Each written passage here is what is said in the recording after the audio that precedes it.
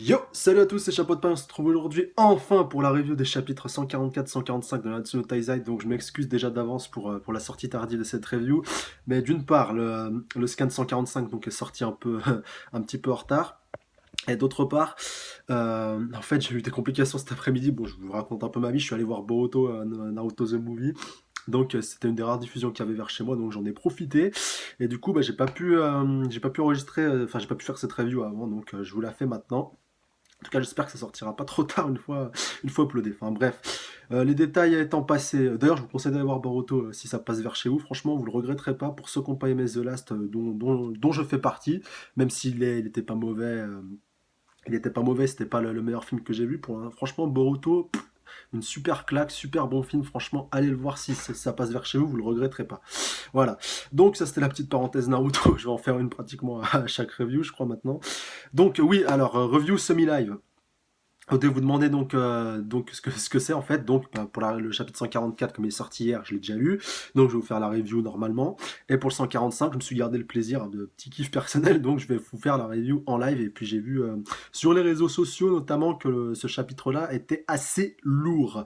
Donc déjà la Kaba Sensei nous gâte de 2 chapitres cette semaine. Donc ça fait pas mal plaisir. Surtout qu'on sait que bon, dans d'autres magazines, en l'occurrence le Jump, on n'aura pas de One Piece ou d'autres mangas. Donc ça compense assez bien, mine de rien, indirectement en tout cas.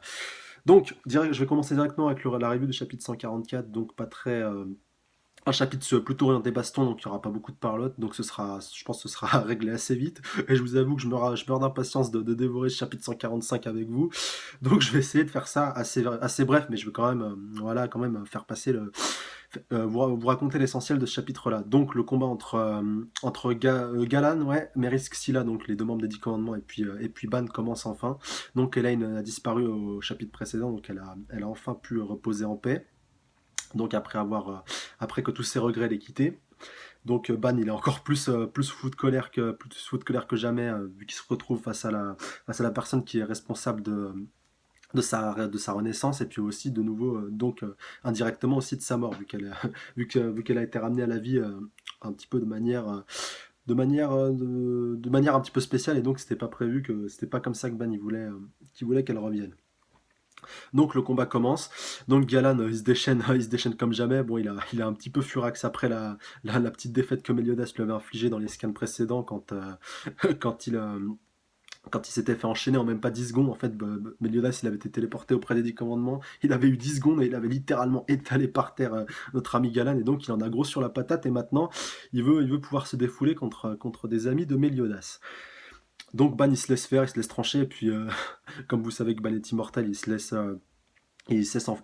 réincarne en fait au fur et à mesure, et son corps il se reconstitue. Même à un moment il se fait littéralement exploser la tête, son corps se reconstitue, il se fait trancher en deux, son corps se reconstitue, et du coup les deux sont un peu intrigués, ils se demandent c'est quoi ce lascar auquel on a affaire, comment on va faire pour pouvoir pour pouvoir le battre, pour pouvoir en venir à bout quoi. Et, Ban leur informe en fait qu'il est immortel, et que tous les 7 péchés capitaux, donc tous les Taizai, ils ont tous des facultés un petit peu particulières, et que donc c'est pas des humains ordinaires comme Galan pouvait le croire au début en tout cas. Donc le chapitre continue avec notre ami Ban qui décide de passer aux choses sérieuses. Bon, Galan en même temps lui dit allez, vas-y, défoule-toi, montre-moi ce que tu vaux.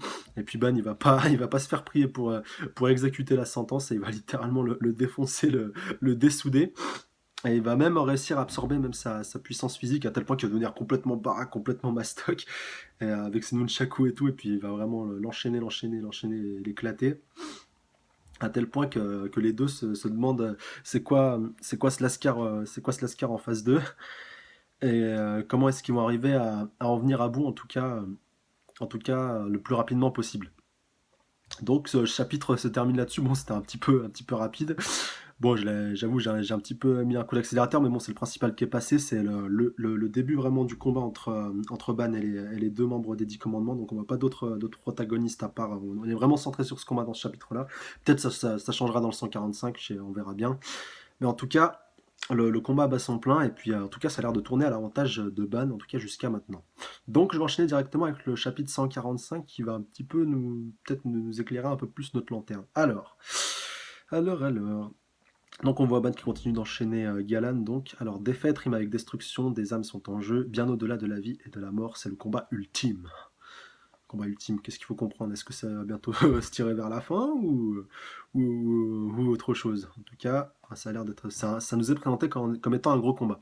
Alors, un pouvoir magique qu'aspire la force de l'adversaire pour augmenter la sienne, c'est franchement abominable, même de la part d'un voleur. Donc c'est le pouvoir de Ban. Et par-dessus tout, il est immortel, sa force est déloyale. C'est ça continue. Donc on voit, oui, Jericho qui s'est mis un petit peu de côté à l'abri avec le corps d'Elaine pour pouvoir laisser Ban combattre tranquillement. Donc Maris Xyla lui dit donc, du moins c'est ce qu'on dirait. Donc Ban continue d'enchaîner Galan avec ses nunchaku. Alors il lui dit ne sois pas si prétentieux, espèce d'humain de merde. Purée, je ne sais pas quel type de pouvoir a Zue Capitaine, mais j'ai fini par me rendre compte qu'il serait capable de te péter ton horrible tronche symétrique. Bon, alors pourquoi ne volerais-tu pas plus de force dans ce cas? Mais est-ce qu'il a t'es de quel côté là? Lui dit Galan. Aspire son pouvoir jusqu'à ce qu'il ne soit plus qu'une larve et finilode. En tout cas, c'est ce que je ferai à ta place. Mais tu ne le feras pas, n'est-ce pas? Pourquoi? Ça, je me le demande. Serait-ce ta fierté de guerrier? Non, ça ne doit pas être ton genre.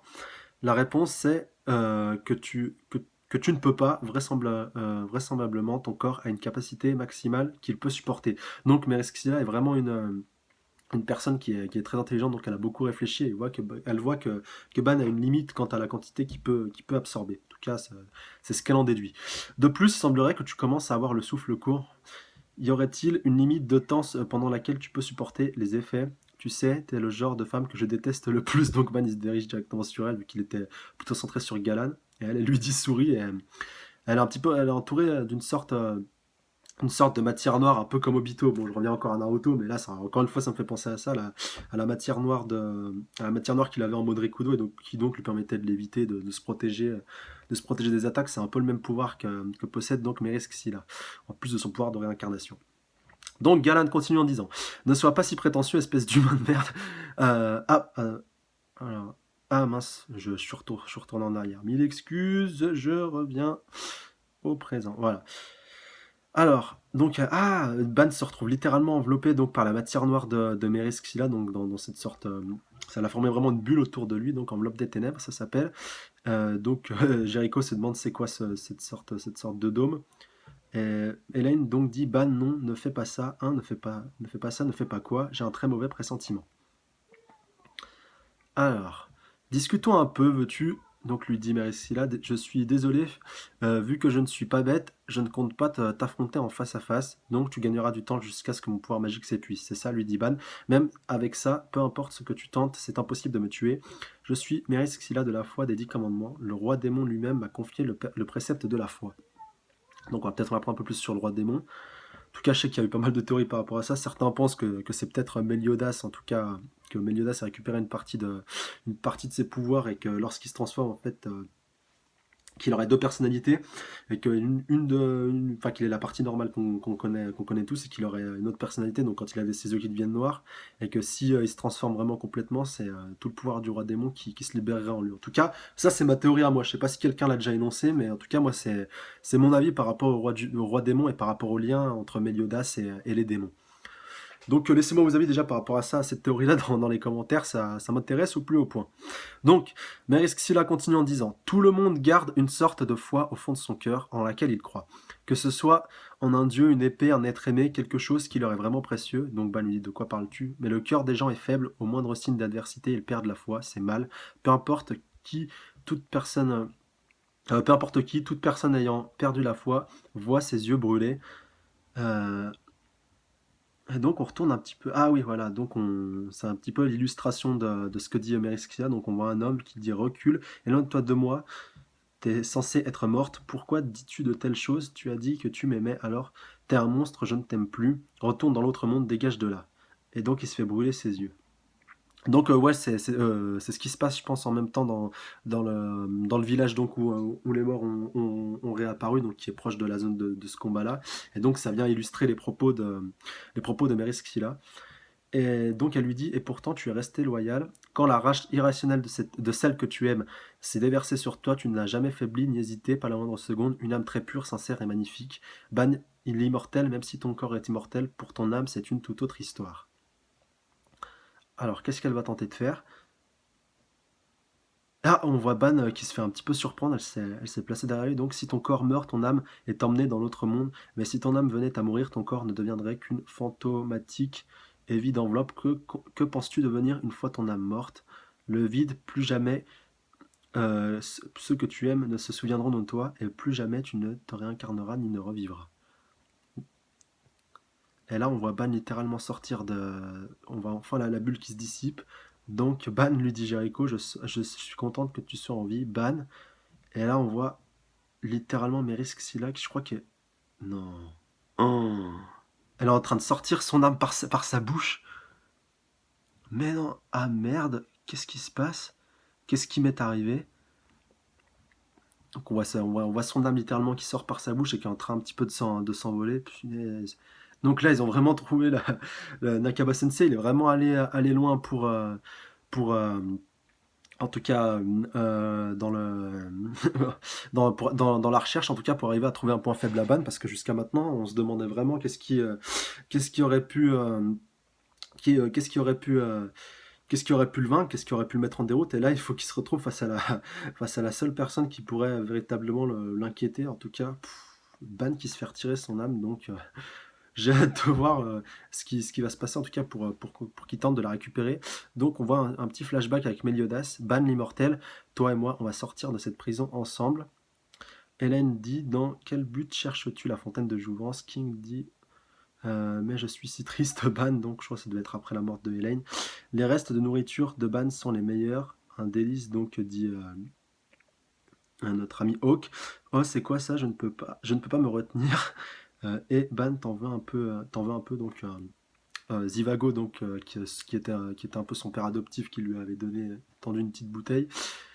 King qui continue en disant, la sainte que tu as tuée, Elaine, c'était ma petite sœur. Je ne suis pas un enfant, je m'appelle Elaine, donc dit Elaine. Battez-vous le moins possible. Donc on voit plein de flashbacks de la vie de Ban. On voit un petit peu sa vie défiler. Donc est-ce que ça serait la fin pour Ban? C'est ça que veut nous faire comprendre l'auteur. Va te faire foutre, Ban, espèce d'enfoiré. Ban, dis-moi comment tu t'es fait cette cicatrice. Donc on voit vraiment les personnages qui comptaient pour lui. Donc Zivago, Meliodas, Elaine, King. Donc là on voit j'étais aux anges quand Ban a prononcé on y va et je suis heureux, donc dit Zivago. Et Meliodas donc qui dit peu importe ce qui se passe, tu seras toujours mon ami Ban, espèce de vieille ordure pourrie, si tu continues comme ça, alors vas-y, je ne veux plus te voir, tu m'entends, c'est fini, dit Hawk. Et on retourne un petit peu sur Elaine. Elaine qui dit j'ai seulement espéré qu'au lieu de venir pour voler la fontaine de jouvence, tu étais venu pour moi. Elaine, capitaine, maître. Et on retourne sur Meliodas. Oh, punaise, non, me dites pas que Ban il va crever, c'est pas possible. Ah non, mais s'il nous fait ça, oh là là là là, qu'est-ce que c'est que ce scan. Je vais finir la review et puis je vous dirai mes sentiments, parce que là c'est vraiment. Enfin, je vous dirai ce que j'en pense, parce que là, je sais pas comment ça va se terminer ce scan, mais c'est vraiment parti en live, c'est le cas de le dire. Donc, on retourne au bord Had, donc l'auberge de Meliodas. Et donc, il lui dit qu'est-ce qu'y a-t-il sur Meliodas, et on dirait qu'il ressent que Ban est en train de partir. Donc, mais est-ce que si là je peux manger cette âme? Non, celle-là est à moi. Ban, enfuis-toi. Donc l'âme de Ban est un petit peu est relâchée par l'entrainte de Meriskila. On voit Galan qui est en train de sauter pour l'attraper. Hélène lui dit non, quoi? Qu'est-ce que c'est que cette boule blanche là-haut? Arrête. Délicieux, non. Oh là là. Oh non. Oh merde. Donc je finis de lire. Alors, au bout d'un rouleau contre deux des 10 commandements, après que son âme ait été dévorée par Galan, Ban est-il vraiment vaincu? Délicieux. Un membre des 7 péchés capitaux disparaît.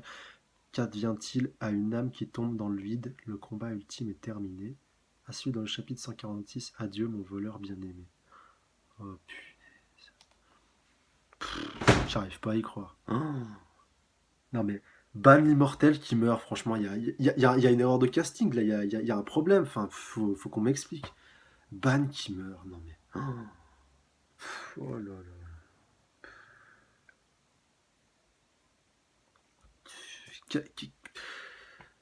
Franchement, qu'est-ce qui va se passer après un chapitre comme ça? Franchement, c'est, voilà, je savais qu'il allait y avoir du lourd dans ce chapitre. Je savais pas à quoi m'attendre. Je vois tout le monde dit, waouh, Nakaba Sensei, t'es un fou. Qu'est-ce que t'as foutu? Qu'est-ce qui t'a pris de faire ça? Et là, Ban qui est mort. Non, mais c'est pas possible. Faut être lucide. Faut essayer de se mettre à la place de l'auteur. Qu'est-ce qui, pourquoi du comment en fait? Pourquoi est-ce qu'il a fait ça? Pourquoi il l'a fait maintenant? Euh, et dans quel but surtout? Parce que Hélène vient de mourir. Enfin, c'est ça, c'est quoi alors? C'est comme je le disais en fait avant, au début de cet arc-là du retour d'Hélène. Vu qu'Hélène va mourir, Ban va le rejoindre dans la mort. Enfin, parce que c'est vrai que le but de Ban depuis le début du manga, c'était de retrouver Hélène. Là, il l'a retrouvée et Hélène est sur le point de partir de nouveau. En tout cas, de rejoindre l'au-delà. D'ailleurs, un autre fait, voilà, ça m'amène à un autre fait que je viens d'atterrir, qu'on vient de voir dans ce scan-là, c'est qu'Hélène, Hélène qui continue de parler alors qu'elle était vraiment censée être morte, à la fin du chapitre précédent, vu qu'elle bougeait plus, que son corps était inanimé. Et là, comme par hasard, un peu comme une fleur, quand Ban se retrouve en danger, bim, Madame, Madame refait des siennes, Madame refait parler d'elle. Donc c'est quoi? Ça va être l'inverse maintenant. Ça va être Hélène qui va survivre et qui va chercher sans cesse à trouver un moyen pour amener Ban à la vie. Bah, ça se trouve, c'est possible. Je dis ça un petit peu au hasard, mais ça se trouve, c'est exactement ce qui va se passer. Donc on en reparlera dans les prochains scans et vous me laisserez votre avis. En tout cas, les 10 commandements vraiment, vraiment surpuissants, et ouais, plus particulièrement Merisk Scylla qui avait déjà un pouvoir extrêmement cheaté de base, et là qui semble être encore plus puissante que ce qu'on avait vu. Et là, encore plus que ce qu'on a vu, c'est cet enfoiré de Galan qu'il dévore son âme. Bon, son âme n'a pas totalement disparu, on le voit juste en train de taper un croc, mais oh là là, Qu'est-ce qui va se passer à la suite? Est-ce que son âme va se réincarner et qu'il va y avoir une bataille entre les deux âmes dans le corps de Galan? Enfin, il y a énormément de possibilités qui sont envisageables et qui sont possibles. En tout cas, Meliodas, il va pas rester indifférent, je pense, après ces événements. Et il va pas tarder à se bouger pour aller faire justice et peut-être, pourquoi pas, essayer de ramener Ban à la vie. En tout cas, j'espère que notre ami Ban s'en ressortira parce que c'est vraiment, vraiment mon personnage préféré de ce manga. C'est avec celui qui a la personnalité la plus intéressante. En tant que combattant, je préfère Meliodas, de par ses pouvoirs et de par son passé un petit peu obscur, mais en tant que personnage pur et dur, de la construction du personnage et son comportement et son passé, sa manière de se comporter, c'est vraiment Ban qui est le personnage que j'appréciais le plus. Encore plus quand il a décidé de s'exiler des Taizai pour pas les faire souffrir et pour pouvoir accomplir son souhait et ramener Elaine. Mais là, si Ban part, franchement, l'auteur, franchement, il a pris un gros risque, mais j'espère en tout cas qu'on reverra Ban un peu comme Hawk dans l'arc de la bataille du château, qui était un petit peu que tout le monde croyait mort et qui avait réussi à s'en sortir in extremis. Bon, tout le monde n'était pas d'accord par rapport à ça, mais bon, c'était la mascotte. Moi, en tout cas, j'ai compris pourquoi l'auteur l'avait ramené à la vie. En tout cas, je sais pas si c'était voulu de sa part aussi. Il a dû modifier son script pour plaire aux groupies ou pour plaire à ses fans. Mais en tout cas, j'espère vraiment que Ban n'est pas mort, ou en tout cas qu'il est mort, mais temporairement, et qu'il va revenir. Voilà. Donc, bah, ce sera tout pour cette review. Donc, comme d'habitude, n'hésitez pas à me laisser vos théories et vos avis dans les commentaires. Là, vous avez matière à travailler. D'excuses encore pour la sortie tardive de cette review. Donc, comme d'habitude, enfin, juste pour finir, ouais, excusez-moi pour la sortie tardive de cette review. J'essaierai de faire en sorte que ça se reproduise plus. Et en tout cas, sachez que tant que j'ai pas les scans, enfin là c'était un petit particulier vu qu'il y avait deux scans et que j'allais pas faire deux vidéos distinctes pour deux scans qui sortent en même temps, enfin j'aurais pas trop vu l'intérêt. Mais en tout cas, sincèrement désolé par rapport à ça. Donc comme je disais, n'hésitez pas à mettre un pouce bleu si ces scans et si cette review vous a plu, comme d'habitude. N'hésitez pas donc aussi à vous abonner à la chaîne si ce n'est pas déjà fait pour être les premiers à être au courant donc, de mes prochaines reviews. Donc là je suis assez productif et je pense que dans la semaine je devrais rattraper mon retard sur Black Clover si ça vous intéresse. En tout cas j'ose espérer que si. Et donc surtout n'hésitez pas à partager la vidéo avec un maximum de personnes en tout cas pour débattre et pour qu'on soit plus nombreux, surtout à débattre sur cette chaîne dans les commentaires. Surtout qu'on a vraiment matière à travailler avec Ban et avec toutes les théories qui vont fuser de part et d'autre par rapport à ça. Donc voilà, ce sera tout pour moi. Salut à tous. Sayonara!